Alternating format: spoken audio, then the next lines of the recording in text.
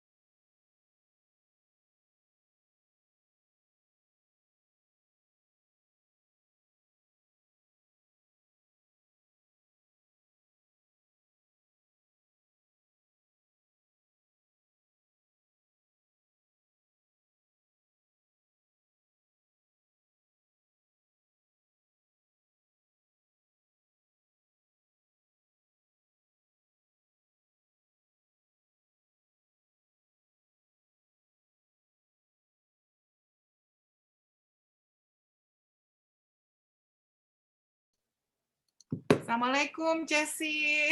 Apa kabar? Katanya sakit. Baru sembuh. Alhamdulillah. Iya, kemarin di mana di WA grup ya Yuli yang bilang, Assalamualaikum Pak Aris, apa kabar? Assalamualaikum Bu Riri. Mbak Cesi, lama nggak kelihatan ini. Assalamualaikum. Salam. Aduh, cantiknya itu. Dekat rumah ya. Iya, nggak jauh. Sepelemparan batu. Alhamdulillah. Tapi udah sehatnya, ngelihatnya seneng banget. Gimana? Udah, ya kurang lebih hampir 3 minggu lah ininya ya, recovery-nya. Jupri udah di rumah Saya di belum? rumah aja, kalau Hedi sempat ke rumah sakit. Oh, Tapi udah di rumah sekarang? baik sekarang ya. Udah, alhamdulillah udah di rumah. Alhamdulillah. Iya. Apa pengaruh banget tuh kemana-mana. Walaupun di sana udah rapi ya, tetap aja nggak tahu dari mana kira-kira ya. Tahu sih kemarin itu kejadiannya, jadi si Hedi itu kan masih 2 minggu sekali atau 2 minggu sekali itu ke kantor. Kebetulan pas lagi ke kantor, ada teman kantornya, rupanya dia udah terkena dari anaknya dari sekolah. Sekolahnya itu rupanya banyak yang kena. Tapi nggak ketahuan, jadi ketemunya sama temennya Hedi Supri itu di hari Selasa.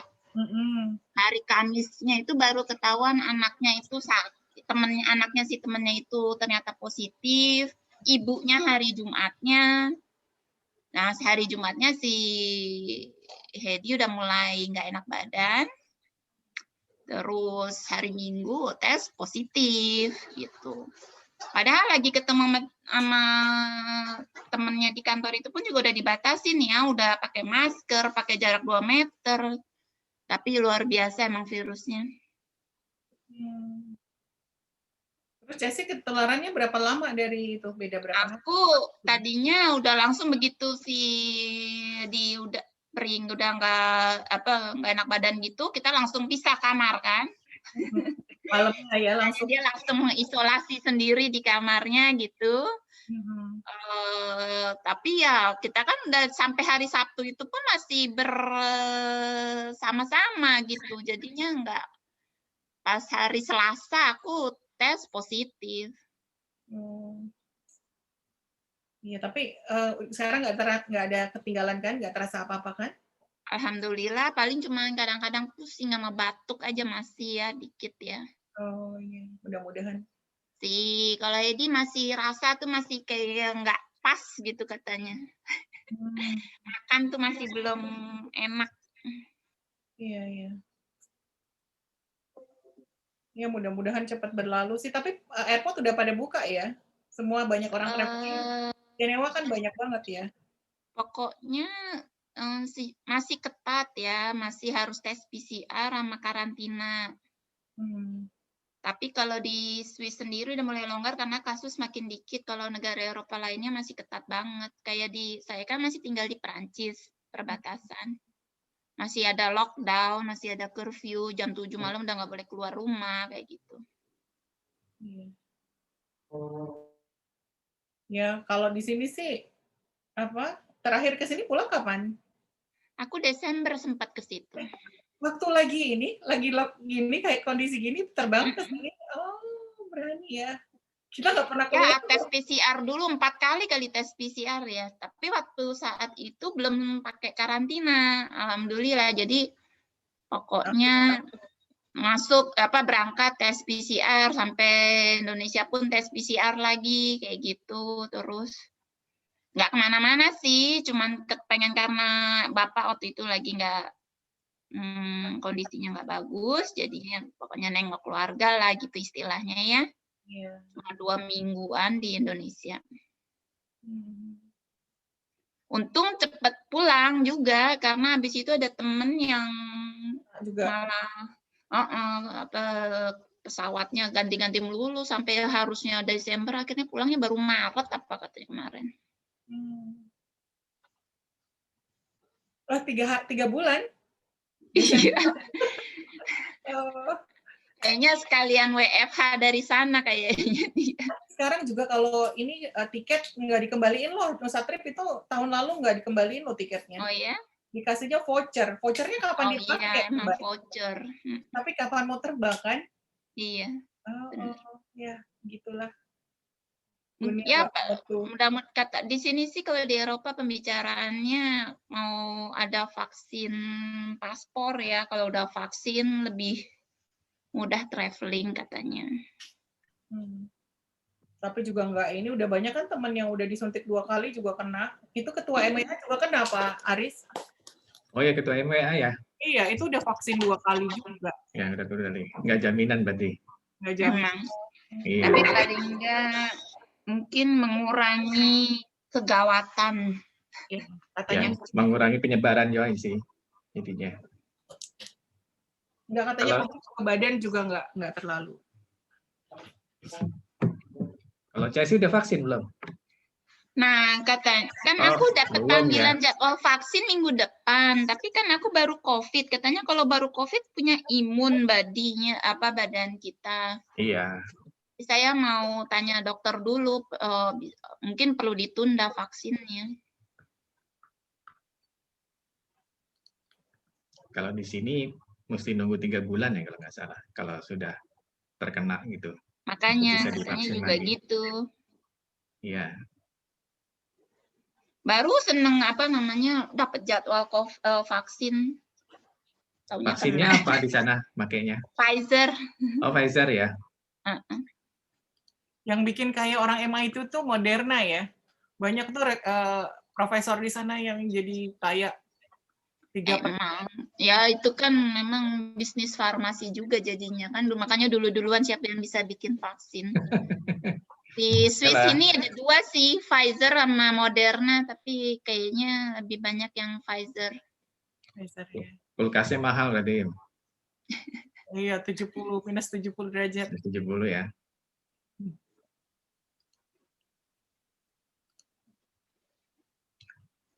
Duma, halo Duma. Duma. Senang banget ini dikumpulin sama Pak Aris, luar biasa Pak. Ini bukan wanita semua ya, ada cowoknya juga nih. Iya loh. Tadinya saya khawatir aja deh. Cowok sendiri deh. Harusnya ada Mas Nando deh, sorry. Mas Nando, ayo nampilin mukanya dong.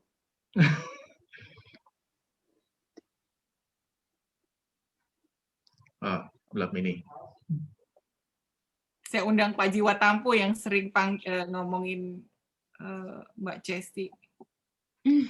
Assalamualaikum Mas Nando. Pak Jiwa Tampu tuh luar biasa dia.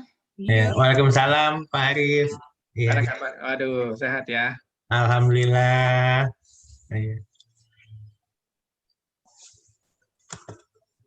Nih kalau sama Mas Nando, Jesse nggak ketemu ya, terlalu jauh angkatannya. Iya, kayaknya nggak ada yang ketemu. Pak Aris aja dulu nggak ketemu. Pas saya kuliah kayak Pak Arisnya masih itu melalang buana kayaknya. Iya deh. Emang Nando angkatan berapa? 97, Mbak. Hah? 97. Oh.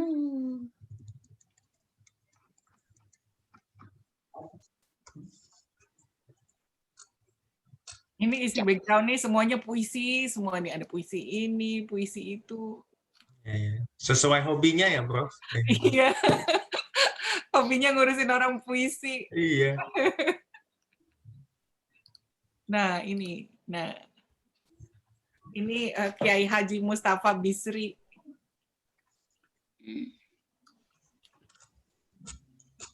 Itu dekat Mont Blanc ya, Cesi? Enggak, ini di Zermatt. Oh, Zermatt itu. Napas aja kalau udah nggak pernah ngerasa kehilangan oksigen ya kalau kayak gitu dinginnya ya? Apa di atas gunungnya? Tergantung sih, pada saat ketinggian di atas 3.000 kan udara makin tipis. Jadi kita perlu adaptasi dulu beberapa saat. Kalau enggak ngos-ngosan juga. Tapi udah terbiasa ya, udah jadi warga dunia. Gimana calon ini cucu udah kelihatan belum? Belum ada tanda-tanda? Udah, alhamdulillah anakku udah hamil 5 bulan. Alhamdulillah. Mm-mm. Jadi sebentar lagi dipanggil Oma. Jadi Insya Allah ini Agustus. Nini. Temen Itu saya. Nenek-nenek. itu ada file background baru dikirim ke WA. Oh, Nah, ini saya mesti ngikutin nih Mas Nando nih. Warnanya cewek banget soalnya. Pinky. Oh, jadi aku pakai ini ya. Oke. Cewek banget ini.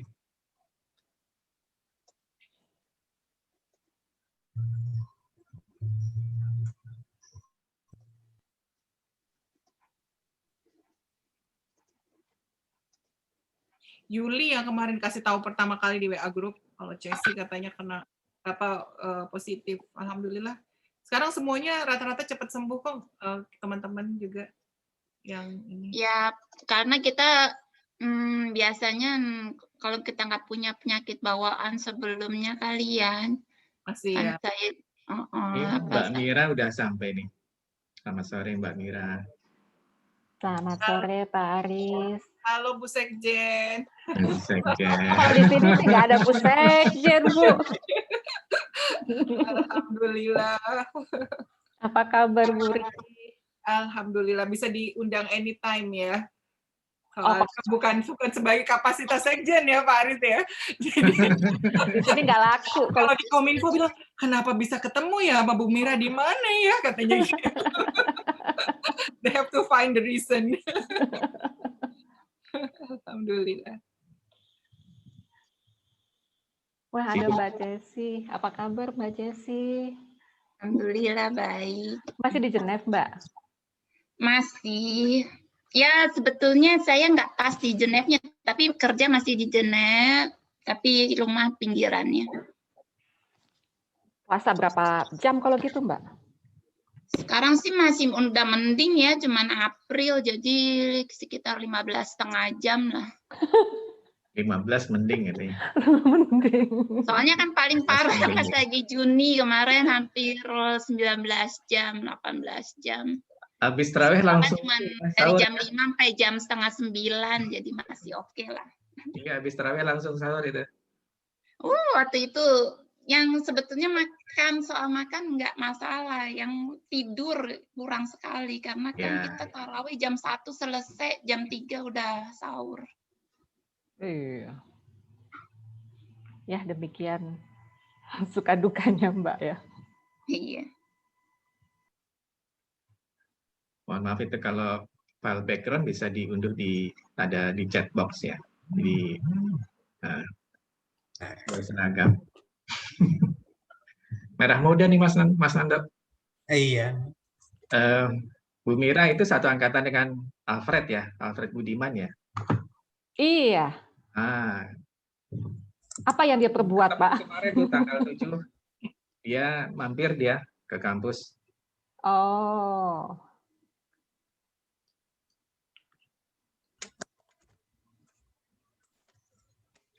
Ini semuanya bisa jadi advisory board nih Pak, untuk meningkatkan STEM. Oh ya, belum ngundang Bu Mira ini.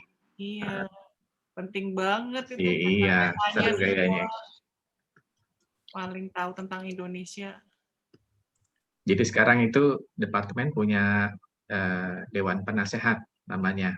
Nah, Dewan Penasehat itu tugasnya untuk memberikan masukan kepada departemen untuk pengembangan ke depan, baik di semua bidang sih, gitu, akademik, gitu ya, riset dan sebagainya, gitu. Selamat sore Mbak Natasha, ini moderator kita ini. Kalau kuliah dulu ini Duma yang jadi MC. Iya, ingat. Ahli.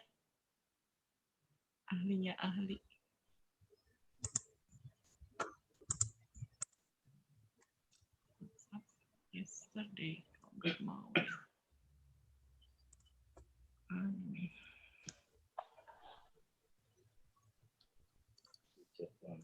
Mana? Iya.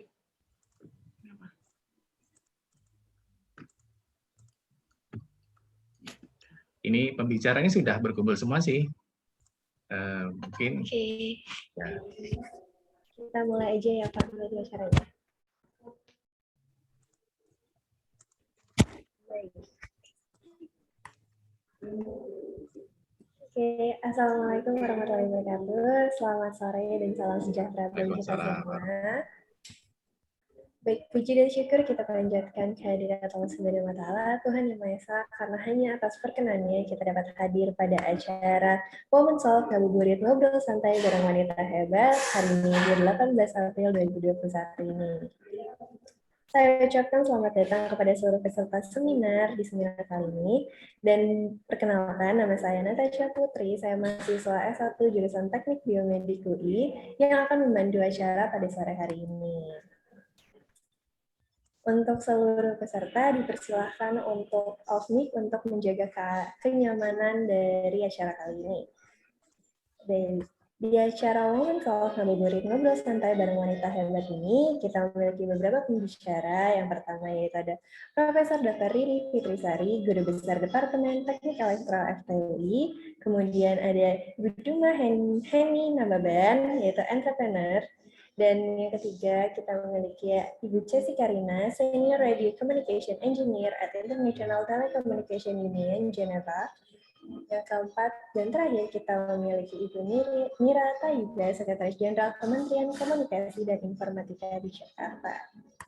Baik, saya akan membacakan biodata singkat dari pembicara kita pada sore hari ini. Ibu Riri Fitrisari has been a full tenured professor in computer engineering since May 1st, 2009 at the Department of Electrical Engineering, Faculty of Engineering, University of Indonesia.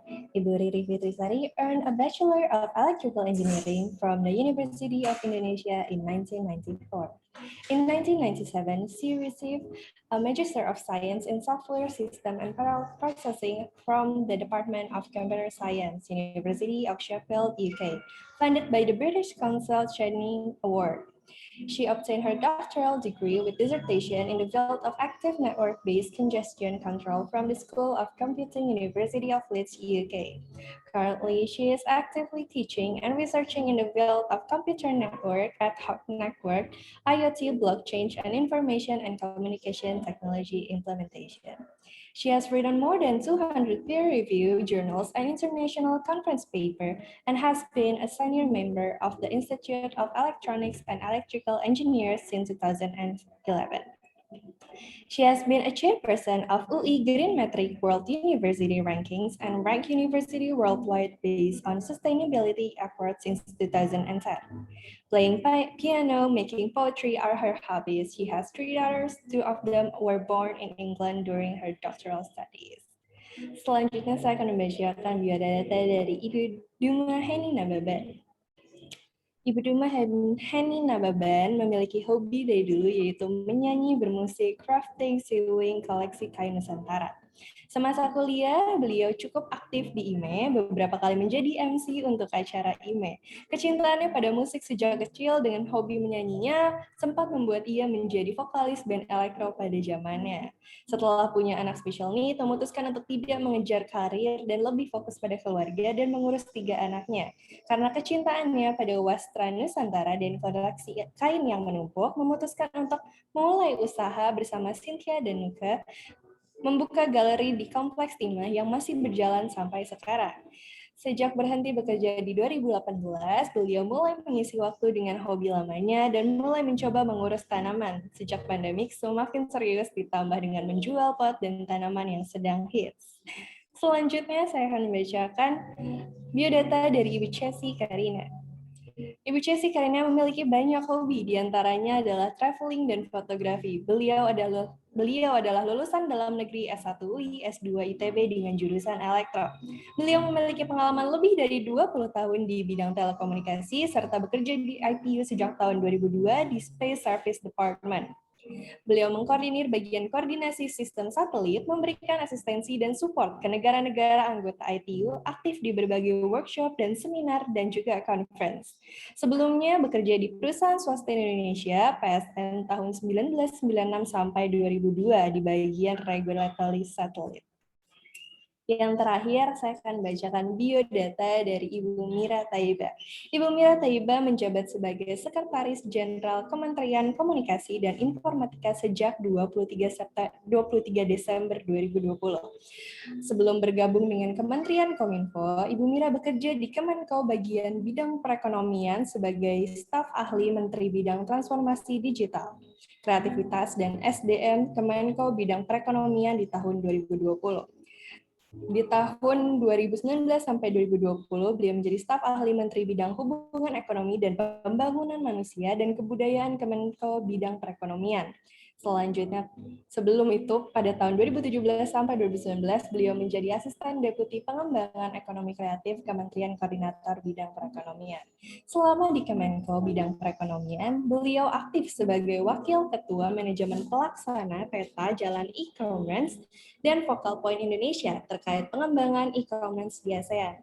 Ibu Mira juga pernah bertugas di Kementerian Perencanaan dan Pembangunan Nasional Bappenas sebagai Kepala Subdirektorat Pos Telekomunikasi dan Informatika.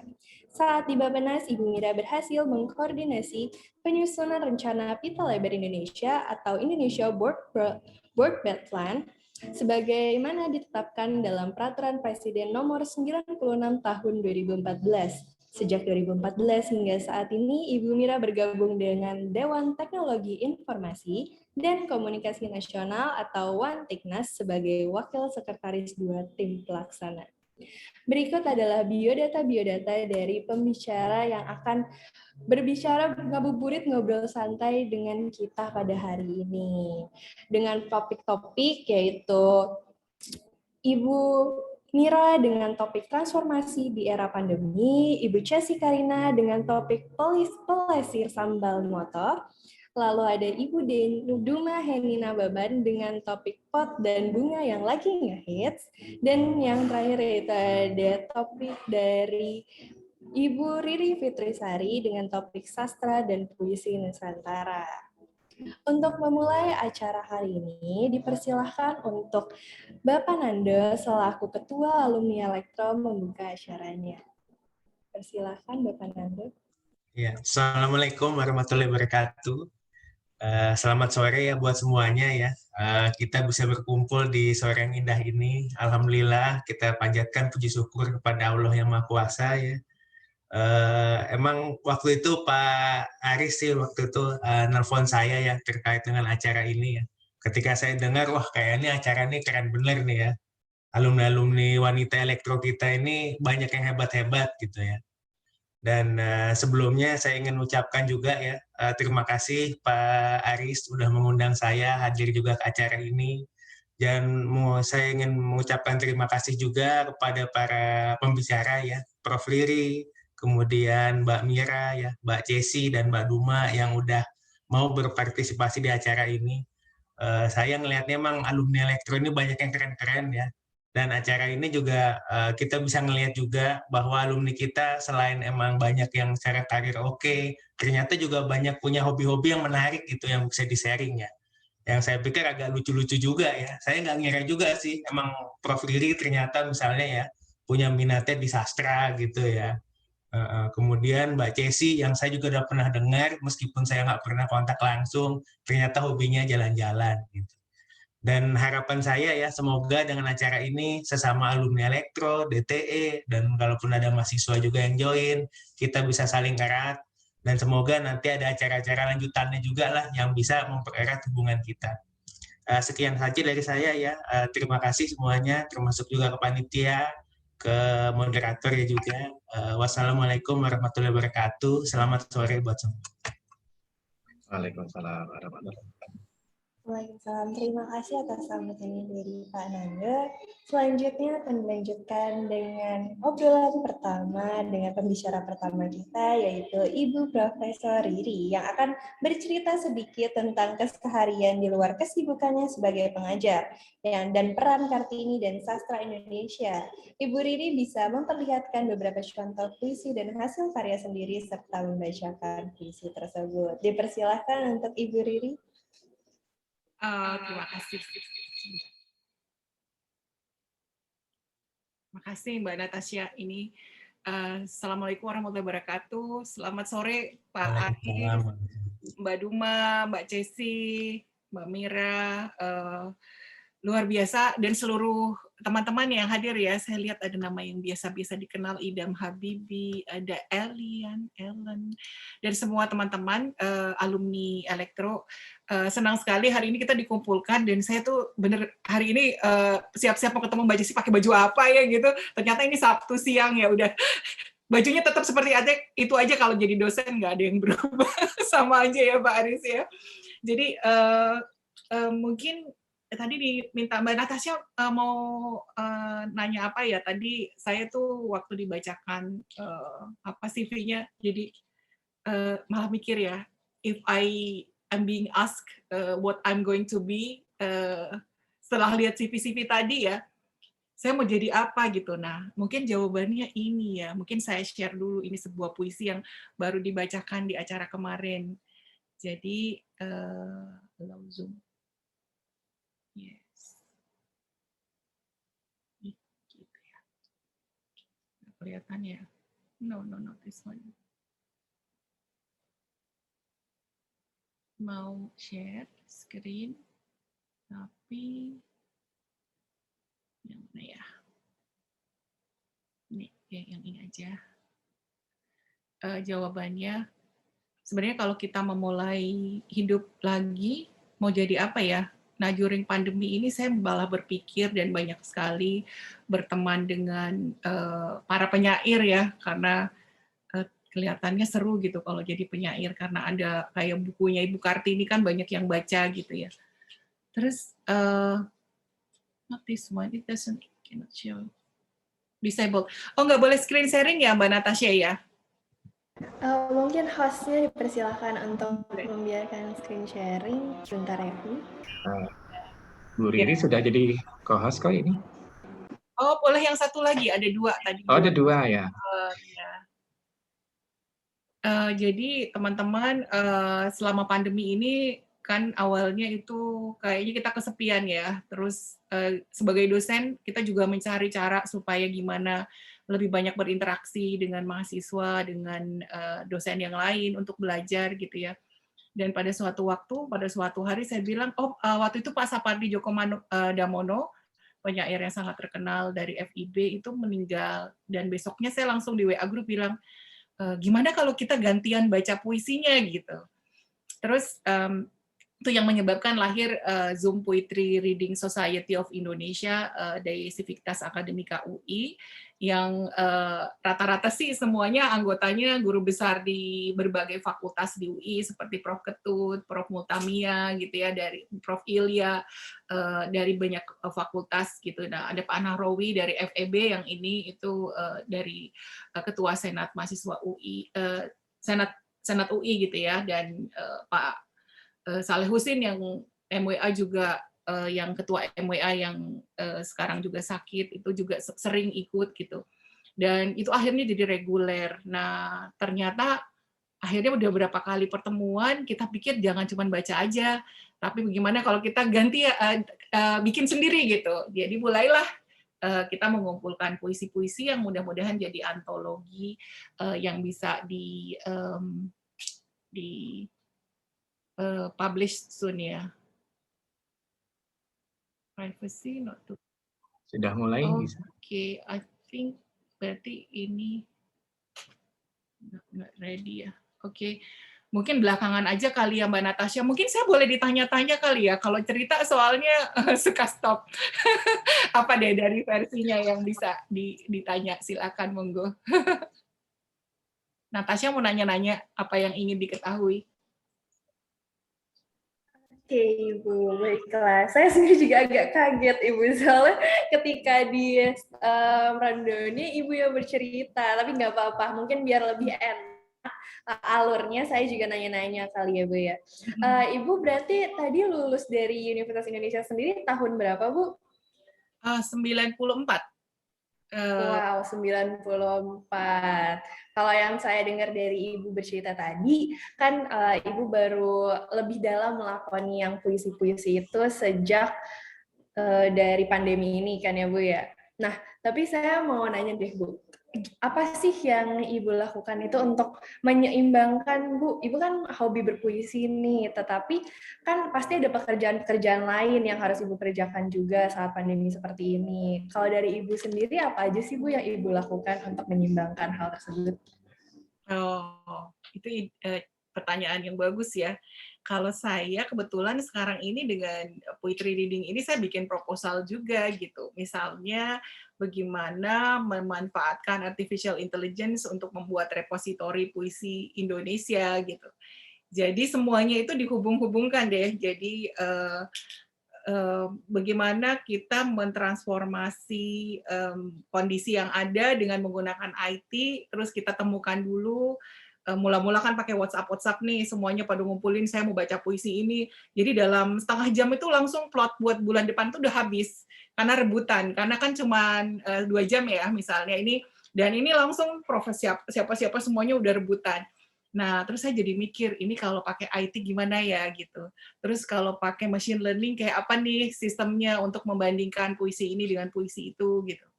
Jadi kayaknya setiap ada yang dikerjakan walaupun fun-fun aja disambung-sambungin gitu loh Natasha.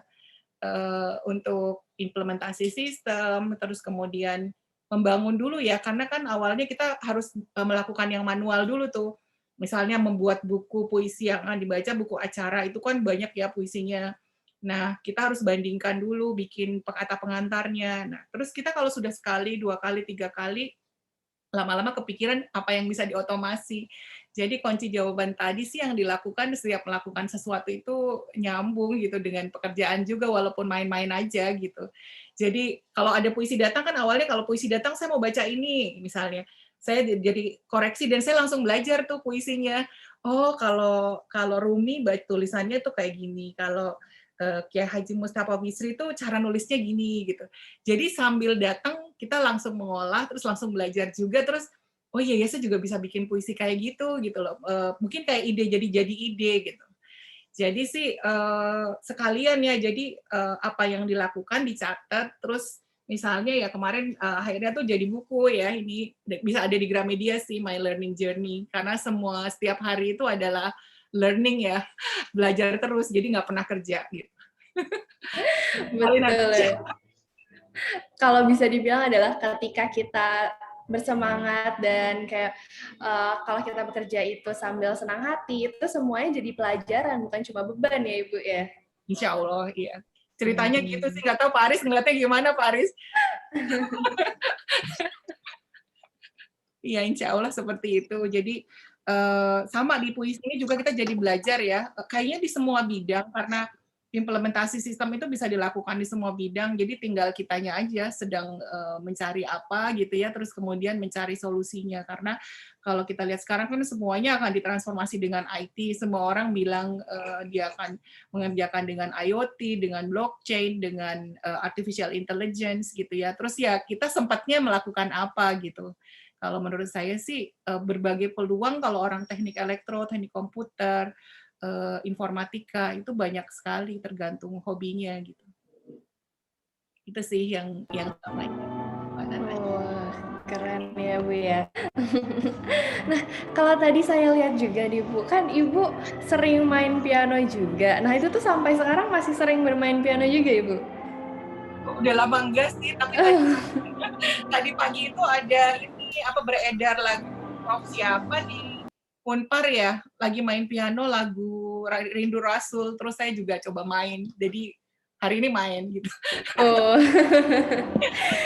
Emang tiba-tiba pas banget ya Bu ya sama pertanyaan saya tadi. Kalau diingetin baru sih.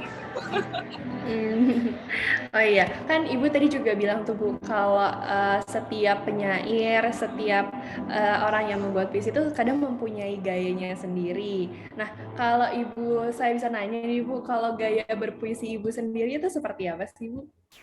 Iya, nah ini dia, ini laptopnya baru, nah terus nggak bisa dijalanin karena belum saya kasih permission and it will take some time, should be ready with another one.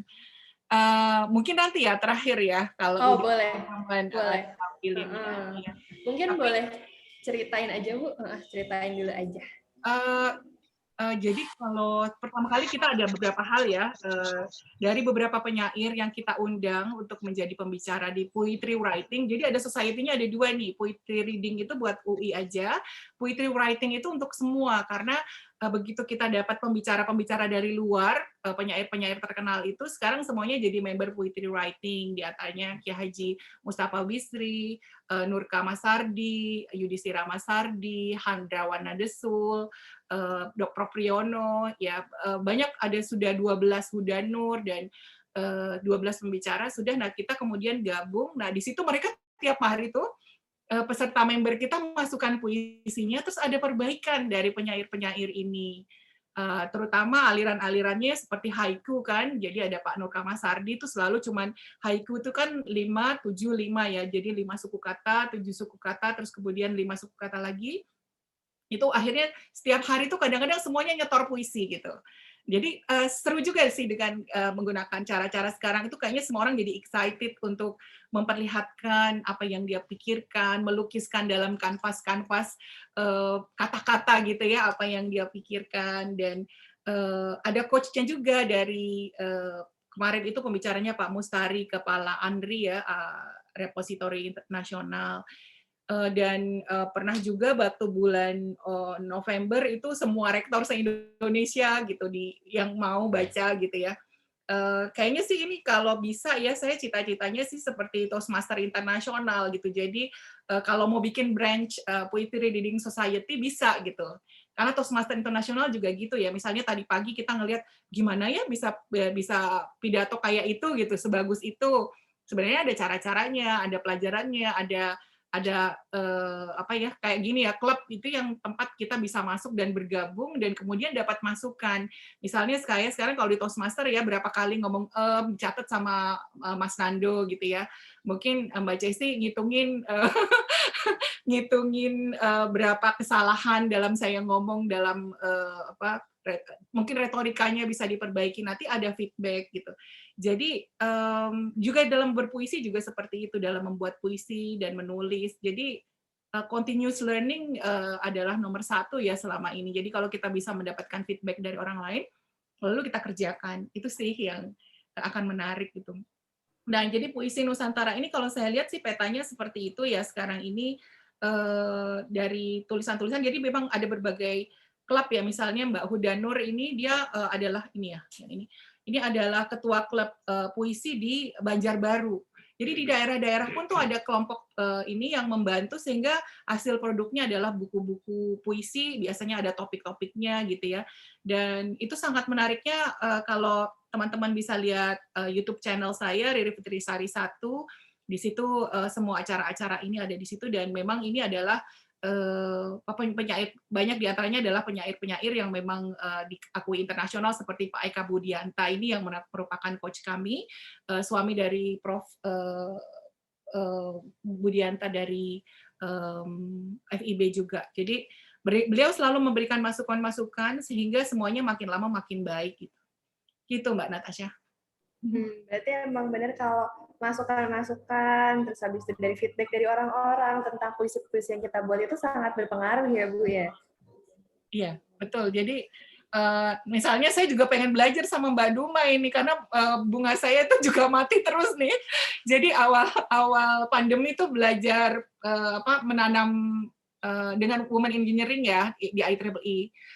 Itu belajar nanam anggrek, tapi yang lain itu orang bisa hidup semua, kok saya kayaknya cuma bertahan 3 bulan, terus ya udah ganti lagi yang baru, tapi beli yang baru Mbak Duma, bukan yang tadi. Jadi itu pasti tangan dinginnya sih mungkin ya juga, tapi mungkin kurang ilmu ya, kurang mempelajari gitu. Nah, spend waktunya berarti. Jadi memang harus fokus juga, nggak mungkin bisa masak, bisa ini, semua di awal dia dipelajari sih gitu loh. Malah awal pandemi itu saya belajar ikut fotografi kuliner ya, yang gimana caranya supaya bagus gitu. Tapi ya nggak terlalu berhasil hobi yang ini. Berarti emang ya Bu ya, kalau saya lihat tuh setiap orang tuh punya kelebihannya masing-masing gitu. Tapi emang dari awal kita harus mencoba semua banyak hal biar kita tahu, kayak seperti Ibu tadi, Ibu akhirnya tahu setelah mencoba banyak hal, oh emang membuat puisi itu adalah salah satu keahlian dari Ibu gitu. Mungkin untuk tanaman bisa diserahkan nanti ya Bu ya, kita tanya-tanya lagi nih. Nah, kalau tadi kan Ibu sudah bercerita nih tentang bagaimana Ibu membagi waktu juga, tentang hobi Ibu dan juga pekerjaan Ibu. Terus habis itu segala macam tentang bagaimana kondisinya sekarang. Nah, kalau mungkin saya boleh nanya nih Bu, kan di sini kita belajar nih, ngobrol santai bareng wanita hebat. Nah, saya mau nanya dong Bu, untuk mungkin mahasiswa-mahasiswa lain yang sedang nonton juga, apa aja sih Bu kesulitan dalam membuat puisi yang bagus gitu Bu? Kalau soalnya sekarang juga sedang ada lomba Bu di lingkup teknik UI, yaitu teknik CAP. Nah, teknik CAP itu juga ada beberapa lomba, salah satunya adalah pembacaan puisi dan penulisan puisi. Mungkin saran dari Ibu bisa memberikan pencerahan gitu bagi mahasiswa-mahasiswa di sini.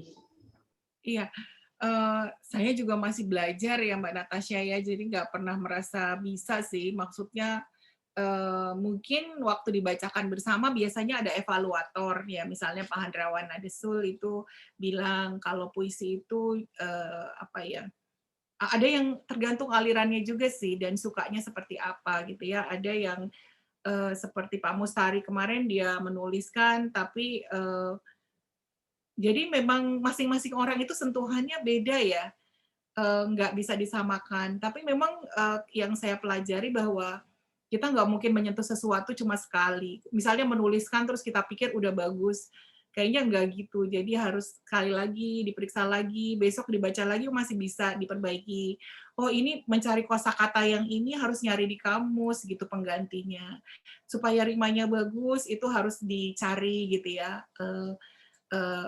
Kata yang tepat, terus kemudian bagaimana strukturnya, terus kita juga bisa melihat yang lain, tapi akan terlihat ciri khas kita dan apa yang kita pikirkan.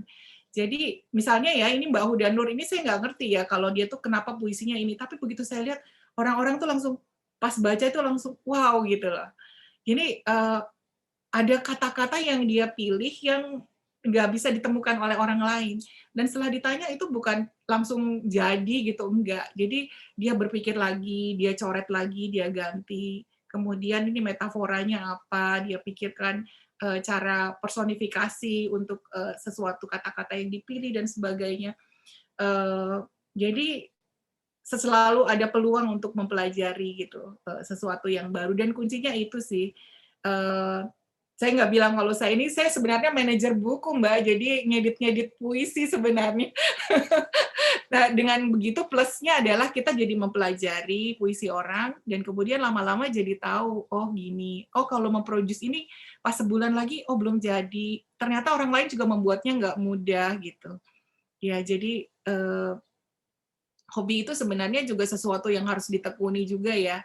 Misalnya kalau ngedit buku itu ada yang dikasih ke satu orang itu nggak bakalan beres gitu. Ada kalau orang lain karena dia memang sudah begitu itu kayak main-main aja gitu. Jadi cuma sebentar udah jadi gitu. Tapi kalau ada juga yang udah dititip, udah seminggu belum jadi juga. Jadi tergantung sih. Nah, tapi kita semua kan perlu berbagai kemampuan ya. Kita lama-lama tahu kita tuh bagusnya di mana dan kemudian apa yang bisa kita baktikan, kita share dengan orang lain, mungkin itu peluang untuk kita memberikan sesuatu kali ya. Oke, saya setuju banget sama yang Ibu bilang tadi. Ketika kita lihat lagi karya kita, ternyata ada kurang di sini. Ternyata kita butuh feedback bagian sini. Karena emang saya juga merasa, Bu, kalau kita membuat suatu karya, di awal kita udah punya bayangan, ini akan sempurna, ini akan baik. Tapi kita setelah mengerjakannya, ternyata pas kita udah tahu lebih banyak ilmu, kita sadar kayak, oh ini bisa lebih baik daripada ini, gitu. Nah, ada yang bertanya nih, Bu, dari hadirin kita bernama Musida bertanya, bagaimana memulai membuat puisi, Bu? Iya, mungkin banyak membaca ya, kalau menurut saya. Banyak membaca, dan ternyata kalau kita search di seluruh dunia pada masa pandemi ini, ada juga gerakan ini bukan hanya di UI saja. Saya lihat juga kemarin di University di Nottingham, kalau nggak salah di UK juga ada klub juga gitu ya, atau menampilkan atau membuat cara-cara baru supaya orang melampiaskan apa yang dia pikirkan, apa yang dia rasakan, itu sangat membantu sekali di masa kita merasa terasing dari orang lain ya, terutama di awal-awal 3 bulan pertama waktu pandemi kemarin. Jadi menurut saya memulainya adalah dengan menuliskan apa saja dulu yang kita pikirkan, dan kemudian baru kita rapikan pelan-pelan dengan cara-cara mungkin kita memilih dulu ya bentuk puisi apa yang ingin kita buat. Ada yang benar-benar banyak penyair itu juga tidak mudah langsung bilang bahwa ini oke gitu ya, dia akan mengharapkan itu dibaca lagi, diperbaiki lagi, dan kemudian nilai tambahnya itu, keindahannya itu di sebelah mana itu bisa tercermin dari masing-masing orang sih ya. Jadi saya rasa semuanya bisa sih menulis puisi, tapi kapan gitu memulainya? Ada pertanyaan? Wah, ada pertanyaan lagi nih Bu dari Pak Aris, yaitu biasanya puisi bercerita tentang kehidupan, cinta, rindu, dan sebagainya. Apakah bidang riset Ibu Riri ini bisa dipuisikan? Misalnya yang IoT, blockchain, cyber security, artificial intelligence dalam sebuah puisi. Pertanyaan sangat menarik ya Bu ya. Mungkin bisa menjadi, kalau emang bisa gitu jadikan puisi, bisa menjadi sebuah ide bagi mahasiswa juga ya di sini yang hadir. Gimana Bu, boleh dijawab? Iya, jadi kalau melihat mungkin di puisi.art ya, sudah saya buat puisi.art. Itu adalah ini semua. Jadi ini adalah merupakan repositori dari puisi-puisi yang dibuat terakhir-terakhir ini. Dan sistem yang sedang kita buat itu adalah kalau seorang mau membuat puisi, maka mau bacakan puisi atau membuat puisi, dia akan submit dan kemudian sistem akan mencek apakah sudah ada puisi yang sama di di repositori kita atau di dunia atau di mana gitu yang mirip dengan itu. Itu salah satu kita, misalnya kita dalam proposal yang baru ini membuat Siamese network untuk mengecek itu. Jadi kalau yang pertanyaan Pak Aris ini sebenarnya bukan tentang isi ya. Kalau tentang isi, apakah bidang riset saya bisa dipuisikan? Ada sih kemarin ya di puisi bulan Februari itu, atau yang kemarin ya, yang singularity. Tapi music, sebentar. Ini ada bulan April, puisinya itu ada tentang singularity Pak Aris, karena saya memikirkan ini ya, bentar deh. Kalau dibacakan juga nggak apa-apa sih. Pak Haris, puisi. Jadi saya bikin puisi judulnya Kapitalisme 2050. Tahun 2050 nanti, atau bahkan sekarang, sebenarnya orang nggak perlu punya banyak baju, punya sepatu Clark yang baru, punya Louis Vuitton, punya yang susah-susah ya, yang mahal-mahal. Karena yang diperlukan itu adalah menjadi happy. Nah, tahun 2050 kita menuju ke arah society yang meninggalkan kapitalisme, tapi menuju kapitalisme, menjadi bahagia. Terus ini yang saya buat puisinya.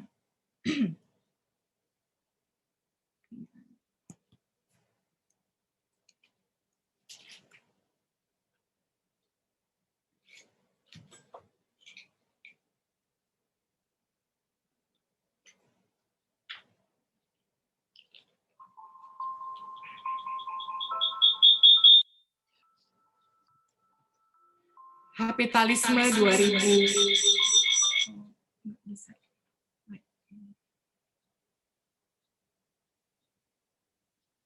Suaranya akan berulang.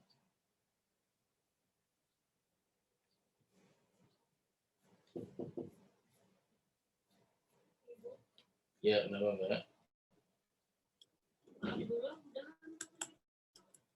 Ya?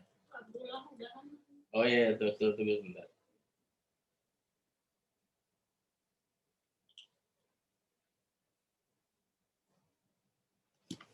Ya.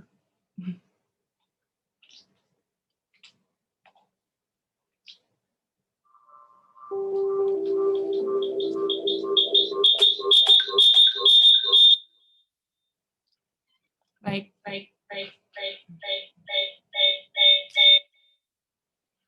Sebuah hening. Bila suatu waktu nanti engkau bertanya, apa arti bahagia? Kau akan tahu bahwa pantai-pantai indah, danau-danau perak, kampus-kampus cemerlang, gedung-gedung tinggi megah adalah pembentuk kota penuh sukma kehidupan. Sebuah bening.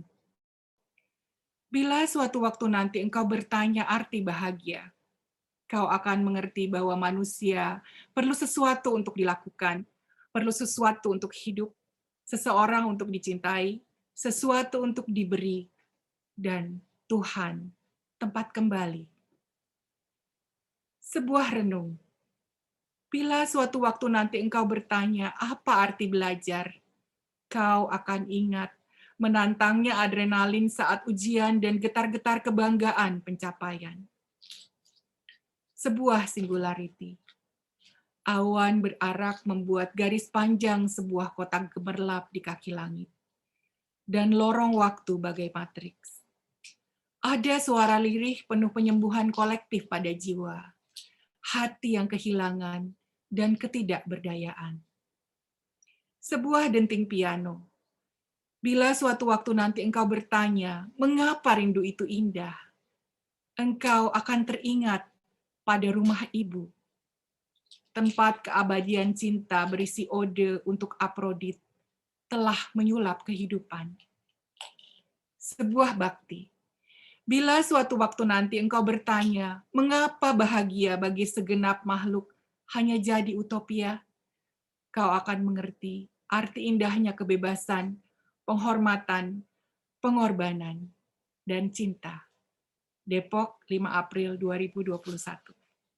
Terima kasih. Wow, luar biasa ya. Ternyata salah satu puisi dari Ibu Riri kali ini udah didengerin sama semuanya. Mungkin yang penasaran tadi itu salah satu puisi terbarunya lah ya, Bu ya. Ya, baru dibacakan kemarin, Mbak. Luar biasa, bagus banget, Bu. Saya sendiri juga sampai, oh iya butuh pasangan, baru sadar saya belum punya pasangan, Ibu. Kok diantaranya temennya banyak. Di-tag aja ya, kata Mbak Cesi tuh. Tanya Mbak Cesi caranya. Oke, terima kasih Bu Riri yang sudah membacakan puisinya tadi, sangat indah dan juga sudah ngobrol-ngobrol bersama saya tadi ya Bu ya.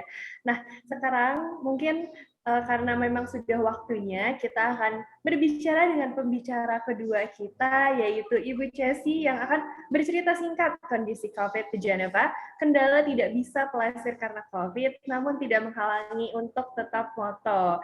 Ibu Cesi dipersilahkan memperlihatkan beberapa foto karya dan cerita latar belakang foto tersebut. Misalnya diambil di mana, dan apa kesan dari foto tersebut. Persilahkan untuk Ibu Cesi. Assalamualaikum warahmatullahi wabarakatuh. Selamat pagi, selamat siang, selamat malam. Di sini masih jam 11 siang, jadi masih cukup pagi ya. Ya, jadi saya kaget juga tahu-tahu dihubungin Pak Aris tak minggu lalu. Bisa nggak cerita tentang jalan-jalan dan motret yang memang kebetulan hobi saya. Seperti Riri, saya juga nyoba macam-macam, saya suka macam-macam. Tapi yang pasti saya nggak bisa bersastra. Dari dulu kayaknya susah payah untuk dapat nilai bagus di bahasa saya. Apalagi musik juga, piano saya nggak bisa. Tapi kalau main angklung oke lah gitu. Cuman, fotografi itu visual. Jadi kita dari dulu zaman kecil kan selalu pengen merekam kejadian, kita pengen pergi kemana, kita melihat jalan-jalan, lihat sesuatu yang indah, otomatis kita pengen mengabadikan pada saat itu. Jadi saya serius senang fotografi sejak tahun 2003, sejak pindah ke sini terutama. awalnya diajak suami, tapi kemudian jatuh cinta sama fotografi itu sendiri. Apalagi karena saya senang jalan-jalan, jadi memang lengkap kayaknya hobi jalan-jalan dengan fotografi. Nah, kalau kayak tadi Riri bilang dia learning terus, tidak pernah kerja. Kalau saya kelihatannya jalan-jalan terus, tidak pernah kerja. Orang komentar, saya sih ini jalan-jalan terus, motret terus, kapan kerjanya sih gitu kayaknya gitu. Jadi karena mungkin kelihatannya saya jalan-jalan terus. Nah, kondisi COVID pada saat ini agak memang mungkin nggak bisa dibilang menghambat karena memang di sini kasus tinggi sekali. Apalagi saya tinggalnya di Perancis, termasuk perbatasan dengan Jenewa. Kalau di Switzerland kasusnya tidak setinggi di Indonesia atau di Perancis, tapi di Perancis tinggi sekali. Pernah Oktober kemarin itu 50 ribuan per hari kasusnya. Jadi total sekarang tuh jumlah kasus COVID di Perancis itu udah lebih dari 5 juta. Ada 100.000 orang yang meninggal karena COVID. Saya sendiri baru aja recover dari COVID. Jadi kami di sini 3 kali lockdown, di mana kita nggak boleh keluar dari rumah dari lebih jauh dari 1 kilometer atau nggak boleh keluar rumah dari 1 jam, kecuali kalau mau pergi ke belanja untuk hal-hal yang esensial. Jadi toko-toko semua tutup. Saya WFH sudah setahun lebih, sejak dari awal Maret tahun 2020, total full sampai sekarang masih WFH. Paling ke kantor sekali-sekali cuma untuk ngambil sesuatu atau ketemu dengan orang, tapi jarang sekali bisa dibilang. Tapi karena WFH itu ternyata membuat kita kerja lebih banyak ternyata. Karena kita nggak perlu mandi, langsung ke depan komputer, langsung kerja. Kita lagi makan siang, kita juga pun bisa sambil kerja. Kadang-kadang sampai malam saya masih kerja. Apalagi anak-anak juga udah nggak ada di rumah, karena anak-anak sudah besar, semua udah nggak ada yang di rumah. Jadi praktis WFH itu membuat kita kerja terus. Jadi gimana life balance supaya nggak stres? Saya jalan-jalan. Tiap akhir pekan saya mencoba untuk jalan-jalan. Alhamdulillah saya tinggal di tempat yang indah, yang gampang pergi 30 menit perjalanan dari rumah dengan mobil, bisa ke gunung, dari situ saya jalan-jalan di gunung. Kemudian kalau misalnya pun lockdown, jalan-jalan di kota atau di rumah saja, itu pun juga banyak yang bisa menjadi objek untuk fotografi itu. Demikian jadi cerita COVID saya. Saya mau share sedikit ya foto-fotonya kali ya.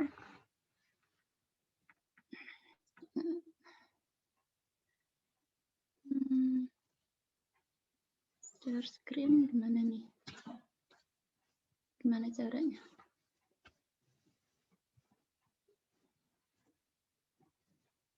Terus gimana?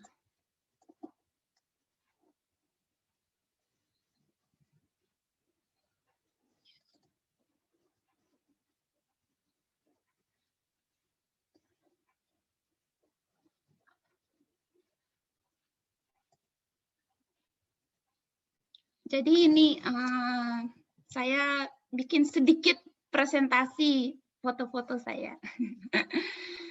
Jadi saya senang motret dan fotografi. Kenapa saya senang memotret? Karena menangkap keindahan alam, merekam kejadian. Yang tentunya mungkin yang mudah yang kita jalan-jalan keindahan alam ya yang bikin kita terpesona, yang kita pengen melihatnya lagi nanti, entah besok, entah tahun depan. Kemudian atau merekam kejadian, misalnya saya senang juga jalan motret, ada air show nih gitu. sama suami, sama anak-anak, kita motret airshow, event. Tapi nggak cuman itu, ternyata fotografi itu juga membuat kita melihat hal-hal yang biasa, yang ordinary bisa menjadi extraordinary. Kita juga menjadi tadabbur alam. Saya nggak bisa mengungkapkan dengan kata-kata, dengan seperti Riri, dengan puisi yang indah, tapi cara saya adalah dengan merekam dengan fotografi. Jadi misalnya bunga di taman aja, yang kelopaknya ternyata bisa menjadi indah, atau nyamuk yang kita mungkin sehari-hari pengen nepok, tetapi ternyata bisa difoto jadi objek foto juga. Kemudian lebah. Jadi ini sehari-hari yang memang kita bisa lihat di sekeliling kita untuk menangkap keindahan alam itu. Nah, karena saya senang traveling, alhamdulillah dari pekerjaan saya menuntut saya sering untuk traveling juga, sebelum COVID tentunya. Di mana saya dengan capacity building membuat saya harus menyebarkan informasi tentang regulasi di ITU, memberi pelajaran tentang aturan-aturan telekomunikasi dan frekuensi khususnya.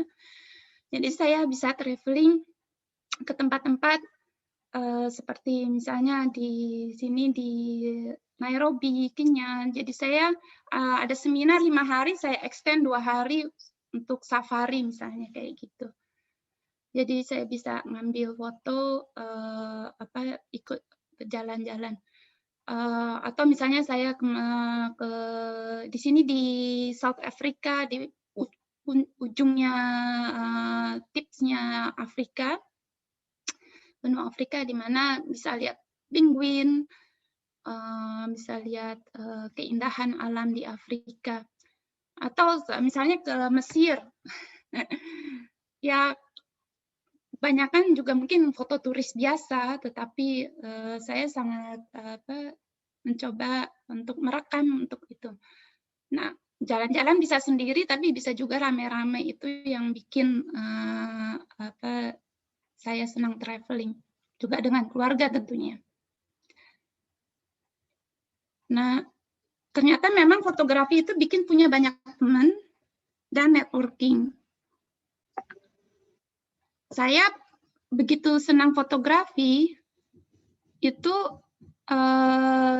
gabung dengan komunitas yang namanya Fotografer Net Indonesia. Tapi anggotanya itu di seluruh dunia.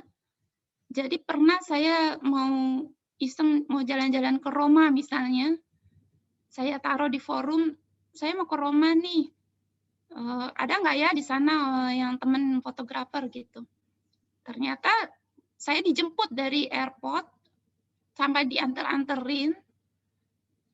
Ada belum pernah ketemu sama sebelumnya gitu, dan jadi teman sampai sekarang. Itu juga kejadian di Bali, di Sumatera Barat. Saya pergi kemana, udah langsung dijemput sama teman-teman fotografer lah istilahnya. Jadi banyak teman yang tadinya kita belum pernah ketemu, akhirnya malah jadi teman sampai sekarang.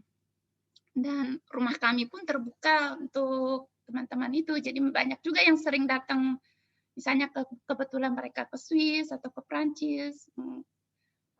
Boleh nggak dengan kapasitas, dengan sebisa mungkin kami temani untuk jalan-jalan. Ini saya jalan-jalan dengan komunitas fotografer di ASEAN sama-sama, dari Indonesia, Malaysia, Filipina. Kami jalan ke Kamboja untuk motret bareng. Jadi memang untuk membuka, dan nggak cuma teman-teman Indonesia, juga di kantor saya juga orang mengenal saya sering lebih sebagai fotografer daripada engineer malah kadang-kadang. Jadi diminta tolong untuk motret di acara di kantor, acara resmi, bahkan pada saat fotografer ITU nggak bisa, saya juga diminta untuk meliput. Jadi banyak teman, banyak bos-bos pun jadi kenal gitu sama saya istilahnya. Dan tentunya fotografer itu juga ada rewarding-nya. Saya beberapa kali ikut lomba istilahnya lah di klub-klub di sini dan di online. Atau kadang-kadang malah ada yang minta saya, boleh nggak dibeli fotonya untuk dijadiin kalender atau jadi apa. Jadi alhamdulillah dapat pemasukan juga sedikit-sedikit. Dan kemudian ya bisa dipamerkan di beberapa tempat, misalnya di sini dipamerkan. Jadi memang fotografer banyak, dan ya khususnya di masa pandemik ini seperti tadi saya cerita, saya tiap akhir pekan jalan sama suami. Yang tadinya dulu saya itu sebetulnya nggak banyak jalan ke gunung. Kalau suami dari dulu pencinta alam kapal di UI. Kalau saya dulu nggak ikut, tapi sekarang malah jadi jalan-jalan. Pandemik ini kan toko tutup, kita nggak bisa jalan-jalan ke toko, nggak bisa jalan ke mall. Ya kita jalan ke alam aja, bebas, alhamdulillah, nggak banyak orang, nggak ketemu, nggak berinteraksi, jadi nggak perlu khawatir kena virus, alhamdulillah. Nah, ini gunung-gunung cuma sekitar 1 jam perjalanan dari rumah, jadi habis itu kita jalan naik, menyusuri ya jalan sekitar 3 atau 4 jam. Kadang-kadang bisa seharian dari pagi sampai sore. Jadi, atau kalau ini jalan-jalan di kota aja, misalnya ini karena sepi, karena dari COVID, nggak ada orang, jadi menyenangkan untuk jalan-jalan di kota juga pun. Nggak ada objek. Atau ya karena lockdown di rumah aja, kita bisa mencari ya objek yang di sekitar di halaman rumah. Ya, ini semua bunga-bunga di halaman rumah saya aja. Jadi memang fotografi itu juga stress reliever. Jadi kalau menghilangkan stres dari kerja di WFH ya, atau ojek kucing saya ini. Jadi di rumah aja. Demikian cerita saya. Saya tutup dulu sharing. Demikian, terima kasih. Baik, kalau saya dengar dari cerita Ibu tadi emang Ibu hobi jalan-jalan, hobi traveling, dan ketika kita traveling itu kita banyak foto-foto ya Bu ya, sama persis ketika kayak mama saya, Bu, mama saya juga sering traveling, sering foto-foto, dan akhirnya banyak teman yang dibuatnya karena kesamaan hobi tersebut. Mungkin sama kayak tadi Ibu Riri juga banyak teman yang akhirnya ngobrol-ngobrol tentang puisi, dan kalau Bu Cesi berarti banyak teman yang akhirnya ngobrol-ngobrolnya tentang fotografi gitu. Nah, ada yang bertanya nih Bu di kolom chat dari Mbak Idam Habibi, ingin bertanya ke Bu Cesi. Terima kasih atas pengalaman yang telah diceritakan. Saya ingin bertanya terkait dengan pengalaman bekerja di ITU. Apakah membutuhkan requirement bahasa, mengingat di Geneva hampir semuanya menggunakan bahasa Prancis? Dan apakah bahasa Prancis juga digunakan di environment ITU juga? Terima kasih. Mungkin boleh dijawab, Bu. Ya, memang requirement bahasa penting sekali ya untuk dapat kerja di ITU. Bahasa yang diakui di ITU sama dengan di UN ada 6, yaitu Prancis, Inggris, Spanyol, Arab, Rusia, dan Cina. Jadi minimal menguasai bahasa 2, kalau bisa 3. Di sini tuh memang diperlukan. Nah, untuk pemakaian bahasa Prancis, ya memang benar karena Jenewa ini kan di pinggirnya mau ke atas, ke bawah, ke kiri, ke kanan itu Prancis, jadi memang sehari-hari kami menggunakan bahasa Prancis. Jadi di kantor pun juga akan disediakan kursus untuk orang untuk mempelajari bahasa Prancis, dan staf di ITU itu ada 2. yang profesional sama yang general itu yang bekerja di bagian administrasi, dan mereka semua itu berbahasa Prancis. Jadi mau nggak mau kita di kantor juga menggunakan environment dalam bahasa Prancis. Demikian. Makasih. Baik, terima kasih Bu. Mungkin sudah menjawab ya Pak Aida Mbak Bibi. Nah, berarti emang bahasa itu sebuah komponen yang penting ya Bu ya. Namanya juga kita tinggal di daerah yang baru, kita harus mempelajari bahasa daerah tersebut. Oke, terima kasih banget nih Bu kepada Bu Jessi yang udah cerita-cerita dan udah menampilkan foto-foto indahnya tadi yang baik diambil bareng-bareng sama keluarganya maupun ketika Ibu pergi ke negara-negara lain. Nah, selanjutnya terima kasih Bu Jessi. Selanjutnya akan dilanjutkan dengan pembicara ketiga kita, yaitu Ibu Duma. Nah, Ibu Duma ini akan memperlihatkan nih beberapa pot dan bunga yang lagi ngehits. Dan Ibu Duma akan bercerita bagaimana bunga-bunga ini menjadi ngehits dan harganya melangit. Tipsnya membuat ibu-ibu aktif bagaimana merawat bunga yang mudah dan menyenangkan. Boleh nih Ibu Duma, mungkin bisa menjawab juga tadi keluhan dari Ibu Riri tentang tanaman anggreknya yang mati akhirnya. Oke, selamat sore semua. Assalamualaikum warahmatullahi wabarakatuh. Salam sejahtera buat kita semua. Senang sekali sore ini bisa ketemu dengan teman-teman lama, Prof. Riri, ada Cesi, teman seangkatan saya. Terus salam kenal buat Mira. Saya Duma dari Elektro 88.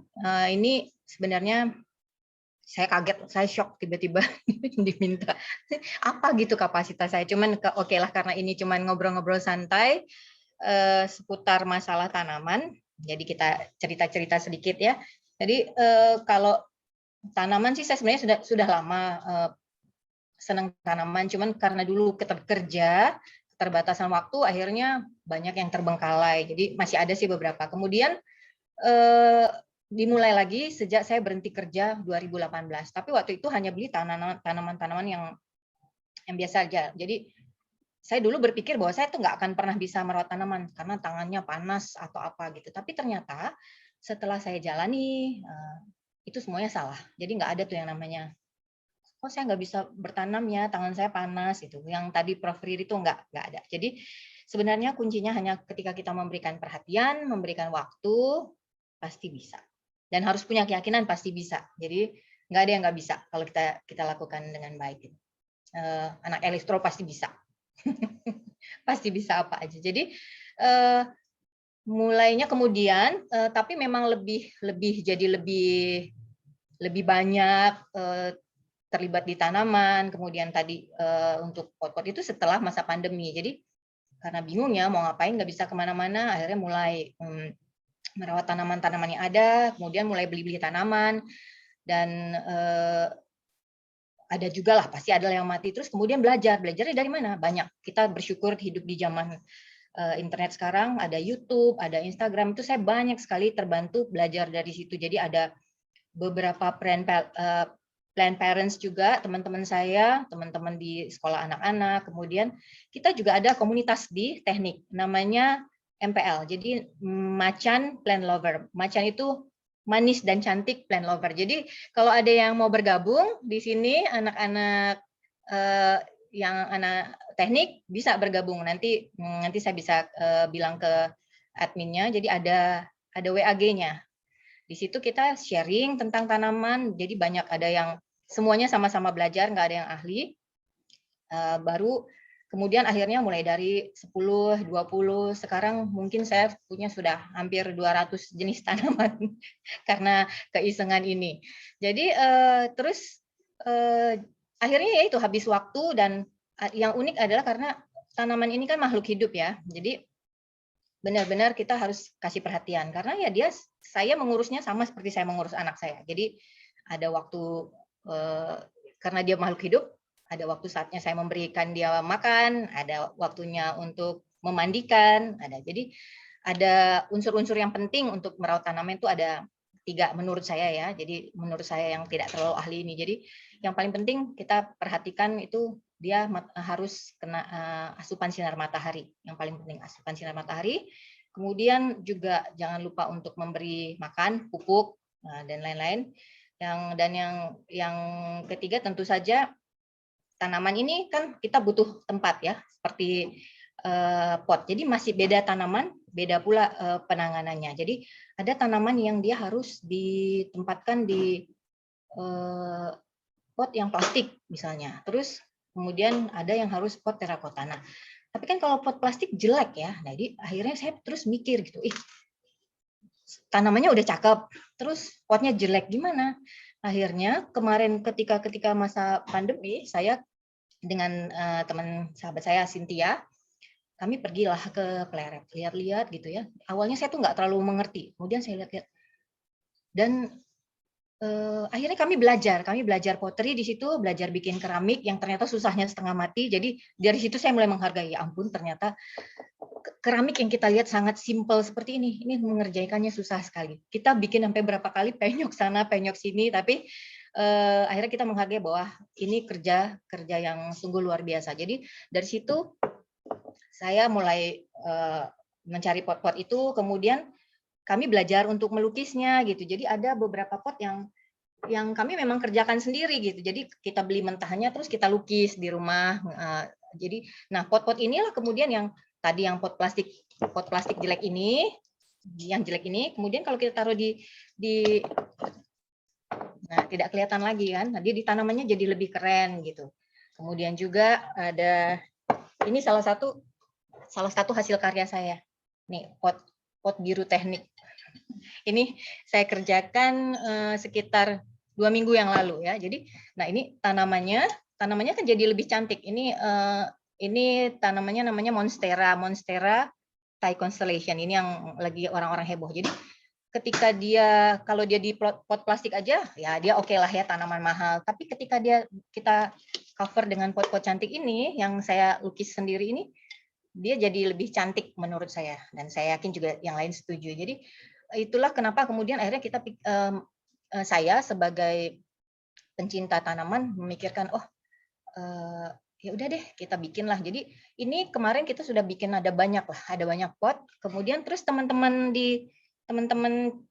ibu-ibu, cewek-cewek teknik itu datanglah ke galeri kita. Mereka kalap melihat pot-pot cantik yang kita produksi untuk tanaman-tanaman yang cantik. Jadi intinya dalam masa pandemi ini kita berusaha mengisi waktu dengan kegiatan-kegiatan yang positif. Salah satunya seperti tadi kalau Prof. Riri dengan berpuisi, kemudian Cesi dengan jalan-jalan dan fotografi. Kalau saya sih sebenarnya banyak sih sukanya. Saya suka nyanyi, jadi awal pandemi dulu saya nyanyi. Saya kalau ada teman-teman yang tahu, saya setiap malam live di Facebook nyanyi-nyanyi. Kebetulan anak saya bisa main piano, saya nyanyi. Kemudian juga datang lagi, saya hobi juga menjahit. Jadi setiap kali beli masker nggak cocok, saya akhirnya belajar bikin masker, cari bikin pola sendiri sampai menemukan yang tepat. Jadi cukup laris waktu itu saya jualan masker juga, cuman saya kena HNP, jadi nggak bisa lama-lama duduk. Akhirnya saya berhenti dan kemudian saya sambil menekuni tanaman, saya sekarang udah mengerjakan yang ini, yang painting di pot-pot cantik ini. Jadi sebetulnya apapun bisa kita lakukan di masa pandemi ini untuk mengurangi rasa jenuh, tidak bisa kemana-mana, kalau kita biasa jalan-jalan dengan hal-hal yang positif. Jadi kalau kalau datang ke tempat sini nanti belajar untuk painting di pot atau membuat pot, bisa nanti kontak ke saya. Kayaknya itu aja ya, nggak banyak lagi yang saya bisa ceritakan. Jadi tapi belakangan memang saya jadi lebih sibuk mengurusin anak-anak hijau, kalau istilah saya anak-anak hijau, dan mempersiapkan pot-pot cantik ini untuk dipakai bersama anak-anak hijau. Kayaknya segitu aja. Thank you. Oke. Oh, ada yang nanya tuh Bu dari Bu Sina, mungkin bunga yang mahal itu seperti apa gitu.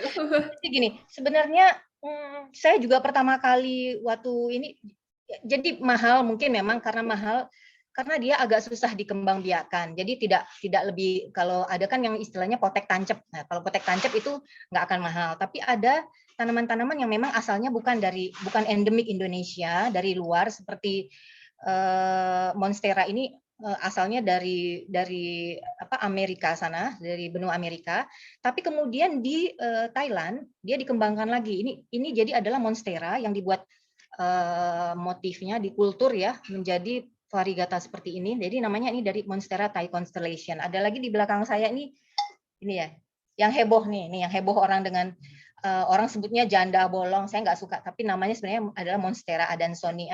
Ini saya punya yang versi besarnya yang sudah cukup lama. Jadi karena dia bukan asalnya dari Indonesia, kemudian pengembangan biaknya susah, jadi harganya lebih mahal. Dan memang ada beberapa yang karena juga jarang sih, makanya mahal. Tapi memang sekarang harga tanaman melejit luar biasa. Bener banget, Ibu saya juga menyadari hal itu. Kayak selain mama saya tuh suka foto-foto juga, dia juga lumayan mengikuti tren akhir-akhir ini yang kemana-mana mencari tanaman, Bu. Jadi kayak kadang setiap minggu udah hilang sama teman-temannya, udah ke Bogor, udah kemana buat nyari tanaman-tanaman. Ya makanya kita di teknik ada komunitasnya itu yang tadi saya bilang, ada WA grupnya, jadi ada tur-turnya juga tuh, pergi ke Ciapus atau kemana ke tempat-tempat tanaman. Tapi kebetulan saya nggak bergabung karena saya masih takut kalau untuk kumpul terlalu rame-rame. Jadi sementara ini saya hanya bergabung di WA group sambil sharing-sharing tentang apa yang sependek pengetahuan saya. Bener banget. Dan ya kalau saya lihat emang udah Ibu sendiri udah punya banyak tanaman ya Bu ya. Jadi untuk nyari lagi yang belum punya kayaknya agak sulit Bu. Enggak juga sih, tanaman itu jutaan ini loh spesies loh. Jadi kadang-kadang sudah ada ini, kok ada lagi yang baru. Jadi sekarang sih lagi menahan-nahan diri dulu karena hanya udah nggak mau tanam, jadi urus yang sudah ada aja. Emang harus ngurus yang udah ada biar nggak mati lah ya Bu ya, biar sehat juga. Oke, makasih banyak Ibu Duma yang udah nge-sharing-sharing nih tentang apa yang dikerjakan selama ini sampai ngecat pot keramik itu, terus habis itu tanaman-tanaman yang cantik-cantik itu Ibu. Makasih ya Bu. Sama. Nah, mungkin selanjutnya kita mau ke pembicara terakhir dari acara Women Talk Ngabuburit Ngobrol Santai Bareng Wanita Hebat. Kita ada pembicara terakhir yaitu Ibu Mira. Nah, Ibu Mira ini akan menceritakan bagaimana transformasi para ibu-ibu ini di era pandemi. Bisa jadi contoh dan teladan buat para ibu-ibu yang sibuk bahwa dengan pandemik bukan berarti pasrah dengan menerima keadaan, tetapi tetap kreatif untuk berkarya. Dan tentunya ada sisi lain dari kehidupan. Dipersilakan untuk Ibu Mira. Terima kasih Mbak Natasya. Assalamualaikum warahmatullahi wabarakatuh. Selamat sore Bapak, Ibu, kakak-kakak, adik-adik semuanya. Terima kasih Pak Aris, Pak Nando atas undangannya sore ini. Sangat menyenangkan bisa dengar, jarang-jarang. Saya nggak pernah malah dengar Bu Riri puisi. Saya dulu taunya waktu kuliah itu Bu Riri termasuk yang mentranslate Doraemon. Cuma itu aja sih. Kalau puisi saya baru dengar hari ini. Dan ternyata nggak jauh-jauh juga Bu ya dari singularity-nya. Kalau Bu Ratna. Kemudian fotonya Mbak Cesi semoga semakin kuat, semakin fit. Foto-fotonya itu membuat saya semakin rindu pengen jalan-jalan. Kebetulan memang Swiss Pak itu memang bagus banget kan ya, dan udaranya kelihatannya bersih banget gitu. Jadi semakin kita pengen jalan-jalan, udah ditahan-tahan udah 1 tahun lebih. Dan sangat senang melihat yang hijau-hijau dari Mbak Duma. Mbak Duma, salam kenal. Saya Elektro 91. Jadi yang Mabim itu adalah Mbak Duma. Saya hafal semua yang Mabim angkatan, saya hafal semuanya. Salam kenal Mbak Duma. Sebetulnya Mbak Natasya, transformasi di era pandemi saya nggak usah cerita lagi karena tadi sudah ada 3 contohnya. Tapi mungkin kalau saya ditanya hobi saya apa, itulah. Saya kurang teliti, kurang telaten mungkin ya dalam menekuni suatu hobi. Jadi saya suka makan tapi nggak suka masak. Suka jalan-jalan tapi nggak suka foto juga gitu. Akhirnya kalau ditanya supaya kita tetap keep our sanity gitu ya di pandemi, akhirnya saya main game. Main gamenya lumayan loh, saya tuh agak meniti karir ya main game, jadi sekarang udah level 3.000 sekian lah begitu. Jadi saya bisa relate kalau ada yang orang tua marah sama anaknya gitu ya, kita nggak berani negur karena ternyata saya sendiri juga hobinya main game. Tapi saya mungkin karena saya bekerja untuk pemerintah itu sudah sekitar 24 tahun, tua ya ternyata kalau dibilang 23, 24 tahun gitu ya, sudah tua gitu, bekerja di pemerintah yang lebih banyak menangani kebijakan publik. Jadi saya justru selama pandemi, saya lebih banyak mengamati. Jadi selama pandemi ini saya selalu WFO. WFH itu hanya 3 bulan pertama saat PSBB pertama. Jadi Maret, April, Mei tahun lalu. Selanjutnya setelah Lebaran tahun lalu itu WFO. Sampai sekarang juga WFO. Teman-teman yang lain sih memang ada peraturan dari Menpan RB, sekarang 50%, jadi teman-teman mengatur shift-nya, tapi beberapa dari kita memang harus WFO. Nah, saya jadi pengamat aja. Pengamatnya itu karena saya ini kan bekerja kebijakan publik di bidang digital dan sangat paham bagaimana digital menjadi tulang punggung selama pandemi. Suatu kegiatan yang biasanya dilakukan offline, semuanya sekarang hampir seluruhnya bisa beralih ke online. Dan online itu memang membuat kita draining. Tadi yang Bu Riri bilang, jadi kadang-kadang nggak berasa mau weekend, mau after office hour, nggak berasa tuh bablas semuanya. Rapat bisa sampai jam 8 malam, kemudian Sabtu Minggu juga kalau ada hal yang tidak bisa ditinggalkan juga harus dilakukan. Semua pekerjaan sekarang sudah masuk sistem. Jadi yang namanya disposisi sudah tugasnya atau berkasnya ada di kantor sih itu sudah bukan merupakan alasan lagi karena semua sudah dilakukan secara online. Nah, saya ya mengamati dari media sebetulnya. Ada yang bisa secara cepat bertransisi ke online, misalnya yang sudah familiar bisa memanfaatkan sarana media sosial gitu untuk mempromosikan suatu kegiatannya. Tapi ada juga seperti berita di misalnya suatu SD di Bantul, di mana anak SD-nya itu harus jalan 2 jam hanya untuk mendapatkan akses internet. Nah, karena terbiasa melihat situasi, kemudian selalu berpikir apa yang pemerintah harus lakukan, jadi hal-hal seperti ini secara otomatis menimbulkan keingintahuan lebih gitu, apa yang harus kita lakukan. Karena pada waktu pandemi tahun lalu, kebetulan saya masih di Kemenko Bidang Perekonomian, kita menyusun kebijakan misalnya seperti relaksasi pajak. Jadi kita memang mengetahui sekian banyak bisnis, korporasi besar, jangankan yang UMK kecil ya, yang korporasi besar saja minta relaksasi pajak. Ada yang minta misalnya penundaan pembiayaan atau penundaan pembayaran, misalnya kalau di sektor telekomunikasi itu BHP Jastel, BHP frekuensi yang biasa dibayarkan oleh operator setiap tahunnya. Jadi kita bisa memang mendapatkan sense sedemikian sulitnya ekonomi ini bergerak. Nah, jadi kita justru ingin mendorong para UMK mikro kecil untuk memanfaatkan media online untuk mempromosikan kreasinya. Sebetulnya itu sudah dilakukan sejak tahun lalu melalui Gerakan Nasional Bangga Buatan Indonesia, khusus untuk produk-produk lokal. Dan kita di pemerintah bukan hanya mendorong para UMK ini untuk go online, tapi juga pasarnya itu dijamin oleh pemerintah sebanyak 40% dari belanjanya pemerintah. Jadi bukan hanya kita dorong untuk supply, tapi demand-nya juga kita create.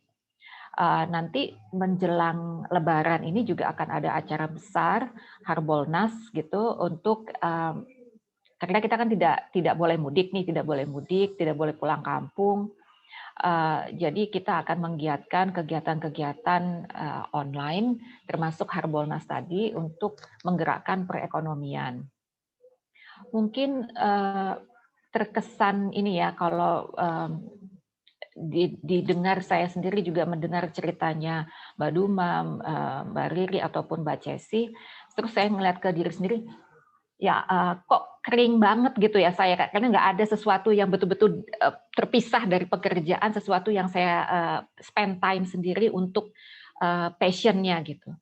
Tapi di sisi lain juga saya mendapatkan kepuasan pada saat suatu masalah di masyarakat bisa kita address dengan baik, sehingga hal-hal yang menghambat itu bisa kita selesaikan. Untuk kedepannya justru kita ingin mendorong pelaku kreatif, apakah itu kreatif di bidang kuliner, kreatif di bidang fashion, atau mungkin Mbak Duma di bidang pertanaman, itu bisa lebih berkembang melalui media online. Selalu kita evaluasi, kita siapkan apa sih insentif yang harus pemerintah siapkan untuk mendorong lebih banyak lagi pelaku-pelaku ke arah sana. Karena menarik juga, Gerakan Nasional Bangga Buatan Indonesia ini kan diluncurkan baru 14 Mei tahun lalu. Ditargetkan sampai Desember tahun lalu itu, waktu itu targetnya 2 juta. Tapi ternyata kenyataannya 3,7 juta unit mikro kecil baru yang on board. Dan ternyata banyak juga pemilik usaha yang go online itu adalah perempuan. Jadi memang perempuan ini sangat versatile kalau saya bilang ya. Diversifikasi perannya itu sangat banyak. Jadi yang di era pandemi ini kan kita mendengar ada yang mendadak menjadi guru karena harus nemenin yang school from home, ada yang kerja juga dari kantor, di sela-sela waktu sempat juga melihat peluang gitu, apa yang bisa dilakukan untuk mengisi waktu, menambah pemasukan gitu misalnya. Jadi sangat optimis gitu kepada para perempuan Indonesia yang sangat versatile, sangat bisa menangkap peluang. Artinya pandemi ini yang mendisrupsi kegiatan kita, kehidupan kita yang sebagaimana kita ketahui sebelumnya itu tidak membuat kita paralyzed gitu. Mungkin ada beberapa saat yang kita terus, aduh gimana ya, bingung karena harus ngapain gitu. Tapi kita ternyata memiliki tingkat adaptasi yang baik, sehingga kita justru bisa memanfaatkan peluang. Jadi terima kasih Pak Aris, Pak Nando atas kesempatan sore ini. Saya justru banyak belajar dari 3 kakak-kakak yang hebat-hebat ini, dan sekaligus juga memberikan rasa optimisme bahwa perempuan Indonesia tangguh, kuat, bisa menghadapi banyak tantangan, dan karena saya banyak bergerak di bidang digital, saya juga ingin peran digital itu bisa lebih dimanfaatkan karena itu bisa membuka sekian banyak pintu, sekian banyak peluang karena sifatnya yang liquid, borderless. Mungkin itu sih Mbak Natasha, terima kasih atas kesempatannya. Baik, terima kasih banyak Bu Mira. Nah, mungkin saya mau nanya nih Bu, ada juga yang nanya nih, gamenya Ibu Mira mainin itu game apa sih Bu? Kok saya jadi penasaran juga ini yang katanya udah jago banget juga Bu. Aduh Mbak Riri malu-maluin Saya mah gamenya nggak yang susah-susah banget, tapi saya orangnya memang hobinya begitu, mendidik karir. Candy Crush aja. Diketawain sama Mbak Duma. Sama soalnya main Candy Crush juga. Tapi lumayan loh, 3.800. Boleh dong kita banggain. Boleh dong Bu, semuanya juga boleh banggain. Saya juga waktu itu cuma main Heyday doang sampai level 90, saya bangga juga kok Bu. Nah, oh iya, saya juga setuju banget nih sama yang Ibu Mira tadi ngomongin. Ketika perempuan yang saat pandemi ini jadi multitasking, banyak banget hal yang dilakukannya. Seperti yang kata Ibu tadi, ya yang ibu rumah tangga langsung jadi pengajar, ngajarin anak-anaknya yang terpaksa harus belajar dari rumah gitu kan. Nah, Mungkin kalau saya boleh tanya nih Bu Mira, menurut Ibu apa aja sih peran-peran wanita-wanita sekarang itu di Indonesia, apalagi di pandemi seperti ini? Menurut Ibu, apakah pergerakan kita sebagai wanita-wanita Indonesia itu sudah cukup, ataukah apa bisa ditingkatkan untuk lebih ke woman empowerment ke depannya gitu, Bu? Yang saya lihat ya, kita kan jumlah laki-laki perempuan itu berimbang. Jadi memang harus equality itu memang harus di semua bidang lah bahkan. Jadi kalau dulu mungkin ada jenis pekerjaan yang sangat gender spesifik. Kalau kita bilang chef, koki gitu ya, pikirannya oh yang namanya masak tuh perempuan. Sekarang chef laki juga banyak dan jago. Perawat juga begitu. Sebaliknya pada waktu kita sebut pilot, ada loh yang perempuan, atau misalnya yang bekerja di digital sebagai advance teknologi yang keamanan cyber gitu misalnya. Banyak juga yang perempuan, bahkan nanti minggu depan akan di launching suatu tadi saya lihat ada teman BSSN Indonesia Women for Cyber Security baru akan di launching minggu depan. Jadi semakin banyak dan semakin di banyak bidang. Jadi pekerjaan itu sekarang sudah menjadi gender neutral kalau menurut saya, netral aja gendernya. Karena yang kita lihat itu adalah keahliannya, skillnya, bukan lagi gendernya. Itu yang pertama. Yang kedua, apakah peran perempuan sekarang atau kontribusi? Iya. Jadi sebagai informasi, kalau kita kasih bantuan sosial, itu diberikannya kepada ibu rumah tangga. Karena biasanya kalau bapak, ini mohon maaf bukan bermaksud gimana, tapi itu adalah suatu kajian empiris. Biasanya tidak panjang. Tapi kalau ibu itu kan mikirin masak di rumahnya gimana, untuk anaknya gimana, untuk keluarganya gitu. Jadi di situ saja sudah di-acknowledge sebagai manajer rumah tangga lah, kurang lebih seperti itu. Kemudian dari berbagai training digital, kan Kominfo punya ada namanya beberapa pendidikan mengenai digital ya, mulai dari digital talent scholarship, kemudian ada literasi digital dan sebagainya. Ternyata peserta perempuannya itu juga lumayan meningkat, walaupun kita merasa tetap bisa ditingkatkan, tapi terlihat peningkatannya. Jadi sekali lagi kalau saya sih melihat peran perempuan Indonesia dari tahun ke tahun semakin banyak, semakin ada di berbagai macam bidang. Dan ini saya pikir merupakan suatu bentuk dari apresiasi kita apa yang telah diperjuangkan oleh Ibu Kartini dan pejuang perempuan lainnya, yang mana tentunya masanya berbeda, tantangannya berbeda, tapi apa yang kita bisa lakukan hari ini adalah bentuk apresiasi kita terhadap perjuangan beliau-beliau. Begitu Mbak Natasha. Saya setuju banget sama yang Ibu Mira tadi katakan bahwa perjuangan era Kartini waktu dulu mungkin berbeda dengan perjuangan kita sekarang dari segi teknisnya. Cuma kita sama-sama memperjuangkan satu hal, yaitu kesetaraan wanita, yaitu pergerakan wanita untuk kedepannya lebih maju, dan sebagainya. Apalagi kita di era teknologi yang sangat-sangat cepat sekarang, sudah waktunya bagi mungkin saya maupun teman-teman mahasiswa lainnya yang udah waktunya ngambil part nih untuk di kemajuan perempuan ke depannya. Nah, mungkin para hadirin yang mau bertanya baik kepada Ibu Mira maupun kepada Ibu Duma, Ibu Riri, Ibu Cesi, boleh bertanya sekarang, dipersilakan. Sambil saya sendiri mau merangkum beberapa poin dari percakapan saya dengan Ibu Riri, Ibu Duma, Ibu Cesi, dan Ibu Mira.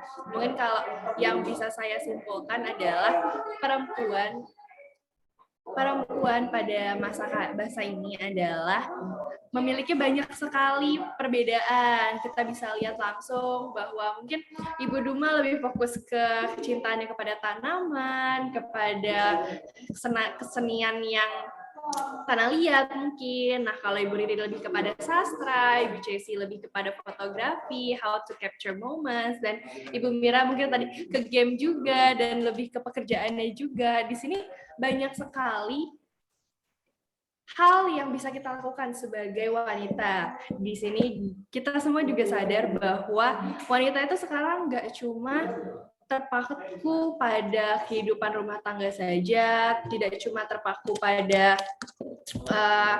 stigma-stigma yang bisa mungkin menghambat kita untuk berkembang ke depannya, tetapi juga kita semua bisa berkembang jauh daripada itu, kita semua bisa menggapai mimpi-mimpi kita semua bisa melanjutkan perjuangan dari perempuan-perempuan zaman dulu, yaitu pahlawan-pahlawan kita era Kartini dalam memperjuangkan kesetaraan wanita dan pria ke depannya nih. Nah, mungkin karena tidak ada yang ingin bertanya, kalau gitu boleh saya ajak seluruh hadirin dan seluruh peserta dari seminar Women Talk kali ini ngabuburit ngobrol santai bareng wanita hebat untuk on cam ya, karena kita mau foto bersama.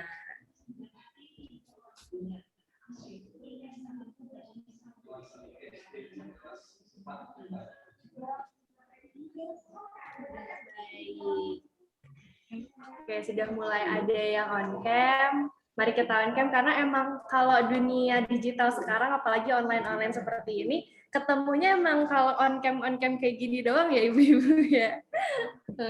Jadi kita abadikan saja momen seadanya kita ini bertemu dengan platform online. Mari kita on cam.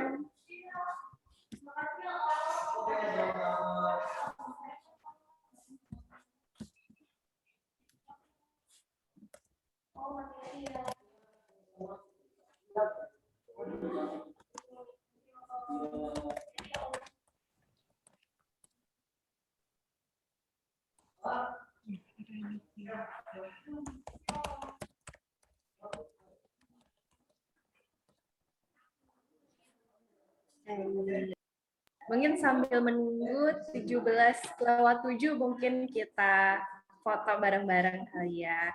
Para hadirin yang belum on cam dipersilahkan untuk on cam nih.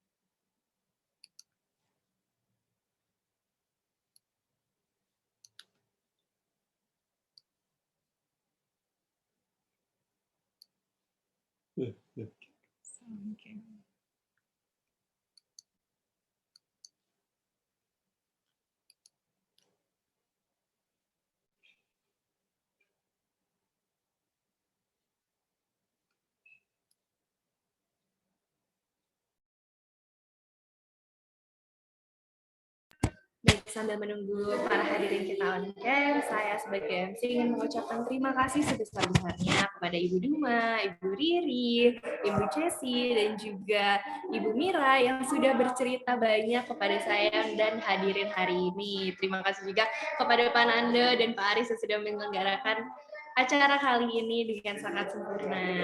Mungkin kalau begitu sudah 17:06, bisa kita foto bersama saja.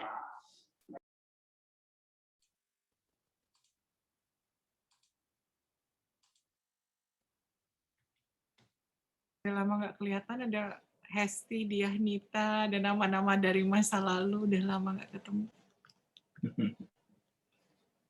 Salam. Baik, saya screenshot ya hadirin sekalian. 1, 2, 3. 1, 2, 3.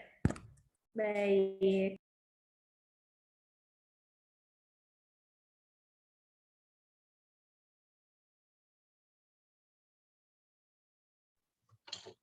Mute kayaknya. moderator. Iya, maaf ya Pak. Saya nggak nyadar tadi. Baik, terima kasih kepada para hadirin yang sudah menyempatkan waktunya. Bapak dan Ibu yang saya hormati, kita sampailah kepada penghujung acara seminar kita kali ini, Women Talk Ngabuburit bareng Wanita Hebat, hari Minggu 18 April. Atas nama seluruh panitia penyelenggara, saya mohon maaf bila ada kata-kata atau candaan saya yang kurang berkenan. Terima kasih seluruh hadirin dan seluruh pembicara juga. Wassalamualaikum warahmatullahi wabarakatuh. Waalaikumsalam Waalaikumsalam warahmatullahi Terima kasih wabarakatuh. semua. Terima kasih ya. Terima kasih. Bu Mira, terima kasih. Terima kasih Pak Aris, Natasha, Sampai ketemu lagi. Bu Riri, terima kasih. Bu Riri, Mbak Mira. Mbak Natasha. Terima kasih. Mas Nando, sampai ketemu Ya, lagi. makasih juga Pak Aris. Terima kasih. Terima kasih. Izin live.